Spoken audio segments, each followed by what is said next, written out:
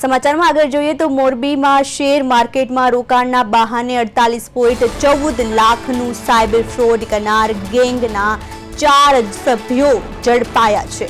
Stock એક્સચેન્જના રોકાણ કરવા અંગે લોભામણી સ્કીમો આપતા હતા। રોકાણ કરવાના બહાના ફરિયાદી સાથે 48,14,000ની છેતરપિંડી કરાઈ છે। સાયબર ગઠિયાઓએ છેતરપિંડી આચરી છે। સાયબર ફ્રોડ કરનાર ગેંગના આ 4 સભ્યોની ધરપકડ કરી છે। 4 સભ્યોમાં સમાવેશ થાય છે રાહુલ હર્ષદભાઈ ચૌધરી, ખુશ નવીનભાઈ ભાલોડિયા, જયદીપ રામભાઈ લુગારિયા અને શ્યામ કિશોરભાઈ રૂપાપડાને મોરબી સાયબર ક્રાઇમની ટીમે ઝડપી પાડ્યા છે।